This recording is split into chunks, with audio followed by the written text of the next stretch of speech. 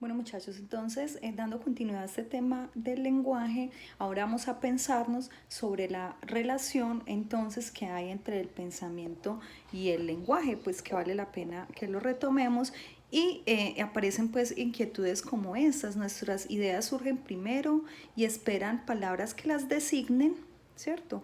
O nuestros pensamientos se conciben con palabras y son inconcebibles sin ellas. Digamos que son como esas dos posturas que podrían resultar opositoras, ¿cierto? Contradictorias y empezamos pues como a reflexionar sobre eso, pensamiento y lenguaje en todo caso, concluimos que están íntimamente relacionados. Entonces, frente a esto quiero retomar algunas cosas de acá de estas perspectivas. Saben entonces que Vygotsky nos dice no, primero es el lenguaje y luego es el pensamiento, ¿cierto? Y diciéndonos entonces acá pues una cita donde nos dicen que tanto Vygotsky como Bakhtin entendieron el lenguaje interior como ese instrumento interno y subjetivo de relación que tiene un sujeto consigo mismo. Y al ser interiorizado el habla comunicativa oral, mantiene las características estructurales y funcionales de esta, imprimiendo así toda su sociabilidad a la actividad mental subjetiva. Entonces él dice que ese lenguaje interno conserva esas características estructurales y funcionales de ese lenguaje, lo interiorizamos y se convierte más adelante en la posibilidad, pues primero es como esa actividad mental subjetiva y luego se empezará a socializar a través del habla externa. Dice que las funciones comunicativas y cognitivas del lenguaje se convierten en la base de la actividad social desde el comienzo de la vida y que después se convierte en la base de la actividad psíquica. Recuerden que para Vygotsky lo social juega un papel significativo, relevante y determinante en el desarrollo de las funciones psicológicas superiores y pues principalmente el lenguaje tiene un papel muy significativo para él en el tema, por ejemplo, del aprendizaje, como ya lo hemos hablado. Entonces, dice, esas funciones comunicativas y cognitivas de ese lenguaje están desde el comienzo de la vida y se convierten en la base de esa actividad psíquica. El lenguaje interior del niño conserva las funciones analíticas, planificadoras y reguladoras que al comienzo eran inherentes al lenguaje del adulto, ¿cierto? Esta es una cita que se retoma pues de Luria. Luria y junto con Vygotsky pues hacen parte del modelo histórico cultural o sociocultural que pues conciben o coinciden más bien el lenguaje desde una perspectiva similar. Una sola palabra en el lenguaje interior está tan saturada de sentido que se requerirían muchas otras para explicarla en el lenguaje exterior, y me imagino que ustedes pues han vivenciado eso, que así como cuando uno piensa una cosa y lo tiene muy claro en su lenguaje interno, a veces con una sola palabra usted podría comprender muy bien cuál es el tema, cuál es el asunto que usted está concibiendo en ese momento, y a veces pretender ponerlas en palabras a través del habla, explicarlas o ponerlos en términos de lenguaje exterior pudiera resultar bastante complejo, pues Vygotsky aquí nos habla de esto. Entonces ya que aparece pues como esas dos posturas, saben entonces que Piaget dice que el lenguaje no tiene una función comunicativa y que estaría destinado a desaparecer por la creciente socialización del niño, y al contrario, Piaget dice que el lenguaje egocéntrico era primero un simple acompañante de la acción del niño, pero se ha observado que progresivamente se convertía en un instrumento del pensamiento dedicado a la planificación de tareas cognitivas y afectivas. Digamos que de estas dos posturas decimos que el lenguaje interior es un instrumento interno y subjetivo de relación con uno mismo, pero al ser introyección del habla comunicativa oral, mantiene las características estructurales y funcionales de esta, imprimiendo así toda su sociabilidad, la actividad mental subjetiva, pues lo que estábamos diciendo ahorita digamos que esta postura frente al lenguaje tiene mucha más fuerza frente precisamente a la posición pues de Piaget, pero no podemos desconocer que desde las etapas del desarrollo cognitivo, según lo que plantea Piaget, pues también vale la pena y tiene mucho sentido pensar en que el pensamiento, el desarrollo cognitivo es primero y que posteriormente aparece esa función simbólica en la etapa preoperacional y después aparecerá ya como tal la estructuración de ese lenguaje, de esas reglas gramaticales, de ese uso de los fonemas, ese uso de los morfemas, con una sintaxis, ¿cierto? Con una semántica y con un uso pragmático de ese lenguaje. Entonces, ahí tenemos pues como esas perspectivas frente a esas inquietudes, ¿cierto? Podría suscitar muchas más inquietudes, pensarnos qué es primero pensamiento o el lenguaje. En todo caso, sabemos que se necesitan, que están íntimamente ligados, que son demasiado supremamente relevantes, que trabajan en equipo, digámoslo así pues, que el pensamiento y el lenguaje tienen un trabajo en equipo. Y aquí podemos decir también que el pensamiento influye sobre nuestro lenguaje, ¿cierto? Lo estábamos nombrando, palabras nuevas expresan ideas nuevas y este a su vez influye sobre el pensamiento, ¿cierto? El lenguaje nos va a enriquecer el pensamiento, ¿cierto? Y el pensamiento va a enriquecer el vocabulario, el lenguaje que se considera correcto. Pero entonces viene algunas preguntas como, bueno, entonces las personas que no tienen alguna afectación en el lenguaje, en el habla y demás, que no han tenido la posibilidad pues de un desarrollo normal del lenguaje, ¿cómo hacen entonces para pensar si hay una relación tan estrecha entre pensamiento y lenguaje? Entonces aquellos que han tenido alteraciones a nivel del lenguaje, ¿qué? ¿No piensan? O más bien, ¿cómo piensan ellos? ¿Cierto? Una posible respuesta para eso, podríamos pensarlo, es que puede haber un pensamiento sin lenguaje, ¿cierto? Nos dice entonces que es posible que pensemos con imágenes, ¿sí? De pronto pensemos en una persona sorda que no ha tenido esa posibilidad de escuchar las palabras, ¿cierto? Y desarrollar el lenguaje desde esa perspectiva. Bueno, aquí vale la pena hacer una aclaración y es que es incorrecto decir sordomudo, yo creo que ustedes lo saben, es incorrecto decir sordomudo, lo que sí podríamos nombrar es el sordo, ¿cierto? La persona con discapacidad auditiva. La persona no es muda, por eso se dice que no es correcto decir sordomudo, porque la persona no es muda. El tema es que no ha logrado desarrollar el lenguaje verbal porque no escucha. Entonces, esa es otra característica bastante relevante que debemos de tener muy en cuenta. Y es que ahorita que les nombre algunos trastornos, es la relación tan estrecha y tan significativa que hay también entre lo que se escucha, ¿cierto? En lo auditivo y la conexión que hay con el lenguaje, con el desarrollo del lenguaje, dejándonos muy claro que hay áreas del cerebro, ustedes las conocen, en el hemisferio izquierdo, el área de Wernicke, el área de Broca que tiene que ver con la producción del lenguaje, el área de Wernicke que tiene que ver con la comprensión del lenguaje, que pueden estar conservadas, es decir, sanas, que la desarrollamos en el cerebro y toda la cosa, en nuestros lóbulos temporal y frontal, las desarrollamos, digámoslo así, ¿cierto? Pues allí están.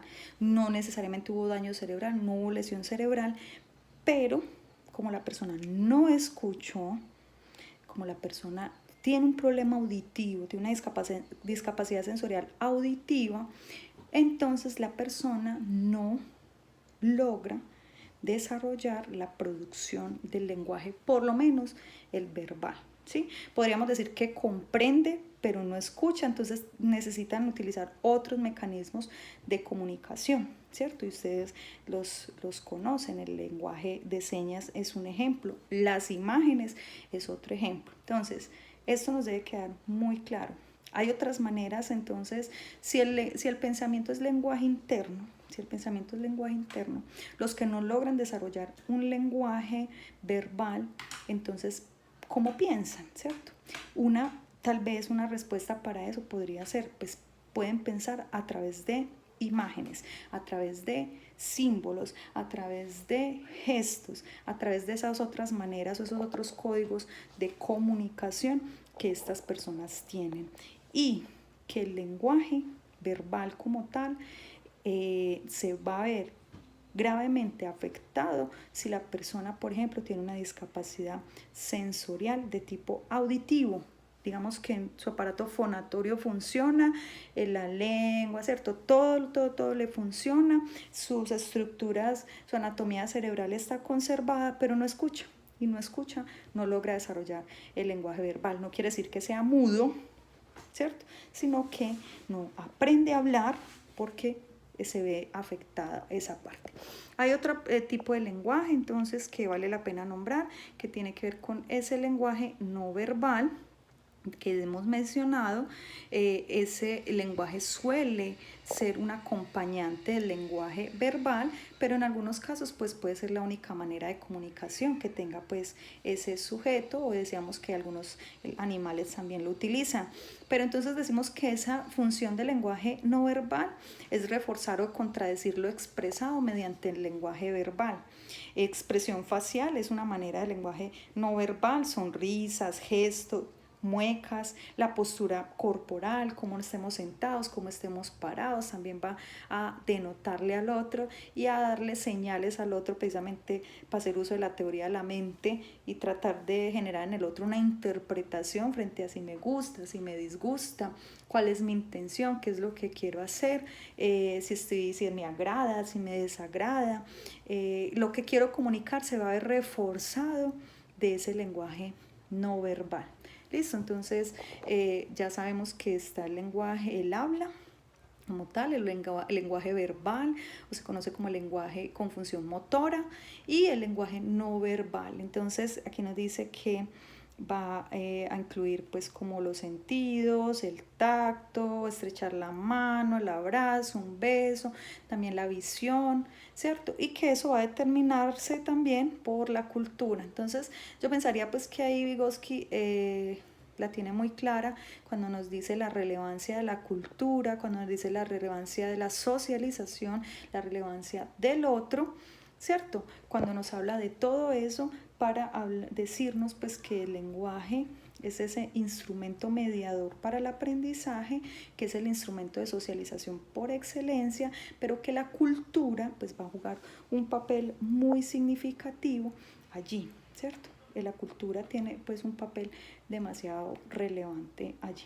Entonces vamos a conocer también, es importante que después de pensarnos sobre el pensamiento, es decir, hacer estos ejercicios de metacognición y de pensarnos cómo ese pensamiento está íntimamente relacionado con ese lenguaje, independientemente de lo que sea primero o lo que sea después, de la postura que usted tenga. Después de pensarnos sobre eso, pues es importante que analicemos cómo se da ese desarrollo del lenguaje, ¿cierto?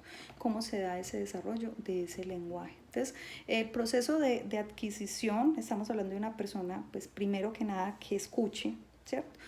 Segundo, que tenga sus estructuras relacionadas con el lenguaje funcionando. Y tercero, pues que haya un proceso de socialización o un otro que le ayude a generar pues como esa habilitación de ese proceso psicológico, ¿cierto? Teniendo como esto claro, podemos decir que una persona pues inicialmente va a tener esa posibilidad, digámoslo así, ya sabemos que si tiene la estructura, esa disposición innata, o sea, esa parte biológica clara, más es lo otro social, el aprendizaje, pues podríamos decir que va adquiriendo el desarrollo del lenguaje de manera progresiva, ¿sí? Donde aparece primero un periodo que se puede denominar el periodo preverbal, ¿cierto? Que inicia más o menos a los 4 meses con la etapa de balbuceo, ¿cierto? Donde ellos de manera espontánea producen algunas, digámoslo así, morfemas, ¿sí? Algunas sílabas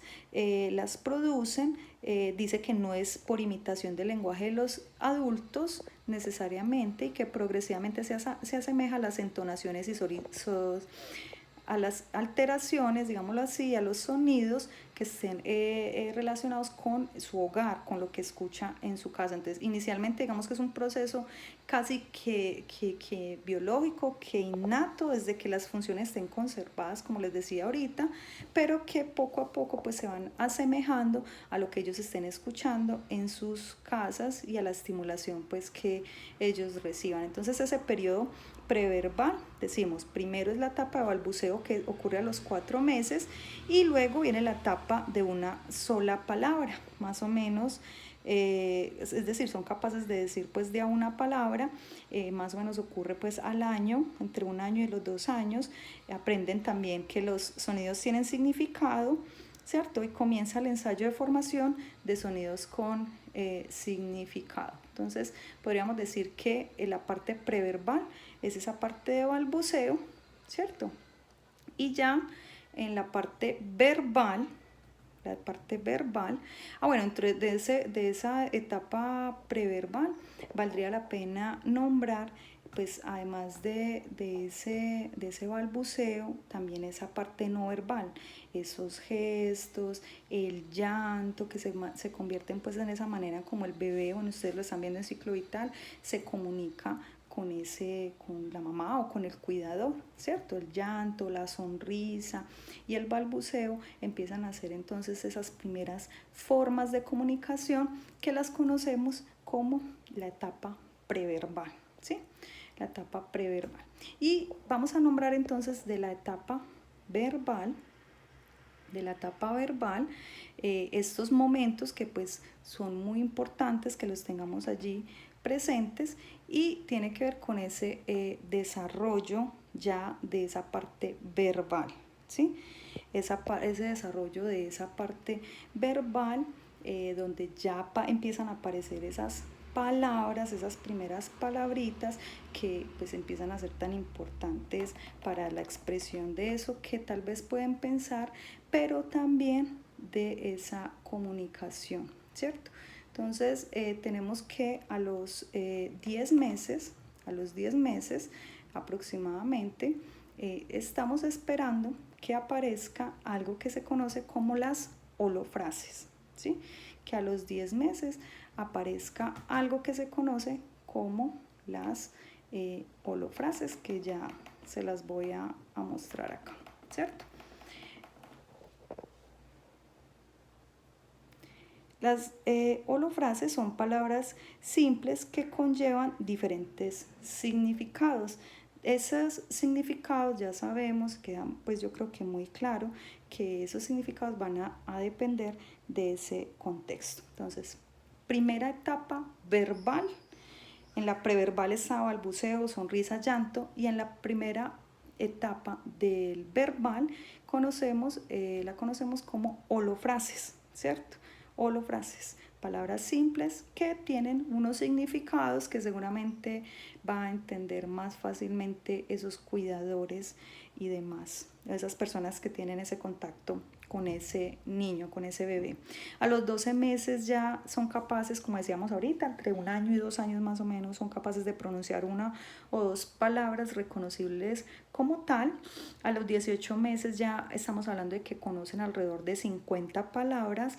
Esas 50 palabras pues son en común con su cultura, con su contexto, para nombrar objetos, animales, prendas de vestir, personas importantes. También incluyen palabras de acción como adiós, adjetivos o adverbios como no. Eso ocurre al año y medio aproximadamente. Entre el año y medio y los 2 añitos aparecen las emisiones ya de 2 palabras. Esas son pues resultado de combinaciones de palabras con la intención ya de expresar pues como una idea.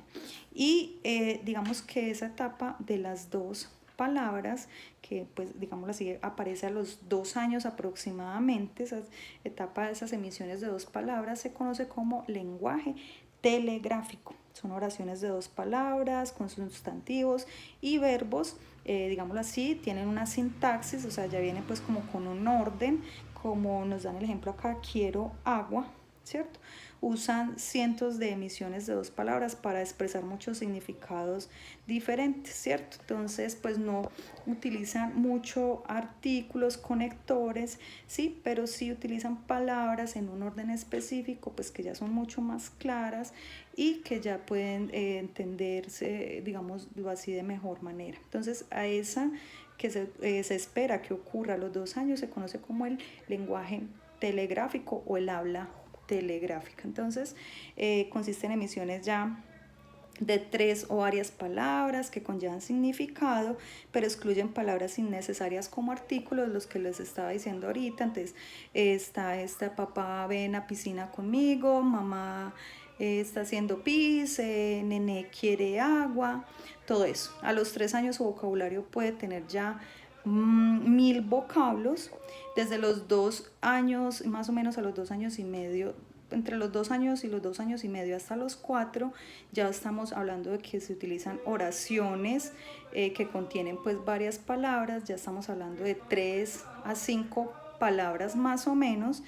Entre los 4 y 5 años las oraciones tienen un promedio de 4 y 5 palabras, ya utilizan adverbios de lugar, por ejemplo, encima, debajo, adentro, sobre, arriba, abajo, aquí, detrás, y usan más verbos que nombres, ¿cierto? Ya entre los 5 y los 6 años las oraciones tienen entre 6 y 8 palabras, incluyen conjunciones, incluyen preposiciones, ya incluyen artículos, ya son frases mucho más estructuradas, ¿cierto? Con mucho, el uso más, digámoslo así, mucho más claro de reglas gramaticales, ¿sí? Y ya después aparecen frases mucho más largas con una muy buena sintaxis. A los 6 años ya hablamos de que ellos deben de nombrar o ser capaces de designar alrededor de unas 2500 palabras y pueden utilizar pues hacer expresión del lenguaje aproximadamente pues de palabras mucho más complejas donde utilizan los mismos artículos, adjetivos, ya usan pronombres. Si bien no saben que esos reciben esos nombres así, lo hacen uso de esto, ¿cierto? Y eso es muy importante y es que más o menos a los 6 o 7 años se piensa, se cree, estamos convencidos de que el niño ya tiene pues alrededor, ya debe tener un lenguaje muy similar, un vocabulario más bien muy similar al del adulto. Entonces a los 6 años ya tienen entre 8000 y 14000 palabras en su vocabulario y pues aumenta a tasa elevada hasta la adolescencia y juventud, pues que es claro, obviamente a la medida que vayan teniendo más conceptos y que su desarrollo cerebral se vaya dando, pues van a adquirir muchísimas más palabras, pero esto es importante que lo tengamos en cuenta y es que pues antes de dar cuenta de una alteración o un trastorno en el lenguaje, es importante considerar que puede ser que el niño no haya terminado ese proceso de desarrollo. Por lo tanto, en el tema específico del lenguaje se sugiere que pues para hacer esos diagnósticos es importante esperar pues a que tenga el niño por lo menos 7 años para poder determinar si tiene o no tiene una alteración a nivel de desarrollo. Si es a nivel de daño cerebral, pues obviamente inmediatamente tenga el trauma o el daño cerebral se lleve a cabo, obviamente hay que hacer la evaluación inmediatamente, pues y hacer el diagnóstico, ¿cierto? Cuando el paciente o la persona pierde o tiene una alteración en el lenguaje como consecuencia de daño cerebral, generalmente se conoce como afasia.